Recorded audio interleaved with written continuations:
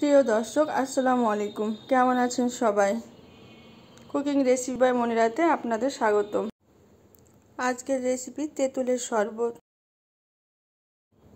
প্রচণ্ড এই গরমে 1 গ্লাস ঠান্ডা শরবত হলে আর কি লাগে। অনেক টেস্টি একটি শরবত, তেঁতুলের শরবত। চলুন দেখা যাক রেসিপিটি। একটা বাটি নিয়ে নিচ্ছি, তেঁতুলের কোয়া দিয়ে দিচ্ছি 2 পিস।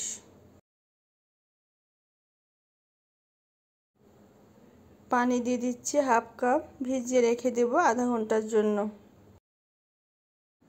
এতে করে তেঁতুলটা নরম হয়ে আসবে এবং তেঁতুলের কাঠটা বের করতে সহজ হবে।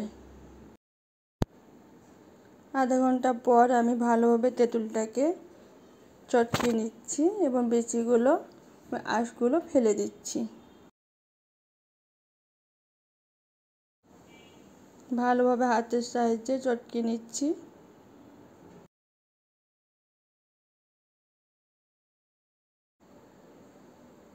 অর্ধেক কাঁচামরিচ আমি দিয়ে দিচ্ছি, ভালোভাবে ভেঙে মিশিয়ে নিচ্ছি। চাইলে এখানে পুরানো শুকনো মরিচও আপনারা ব্যবহার করতে পারেন। মিশানো হয়ে গেলে কাঁচামরিচটা আমি উঠিয়ে ফেলে দিচ্ছি। লবণ দিয়ে দিচ্ছি স্বাদ মতো, চিনি দিয়ে দিচ্ছি 2 চামচ।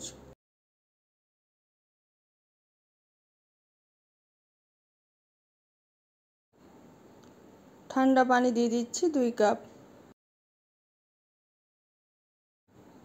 হাতের সাহায্যে ভালোভাবে মিশিয়ে নিচ্ছি।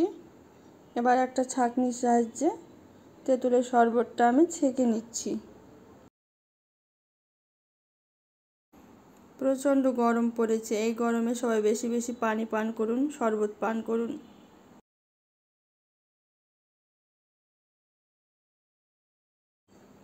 শরবতটা আমার ছাঁকা হয়ে গিয়েছে, এখন আমি পরিবেশন করে দেখাচ্ছি।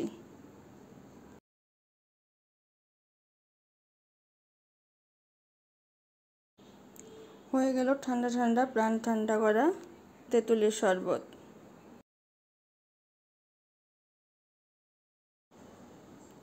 অনেক মজার একটি শরবত, ভালো লাগলে ট্রাই করবেন।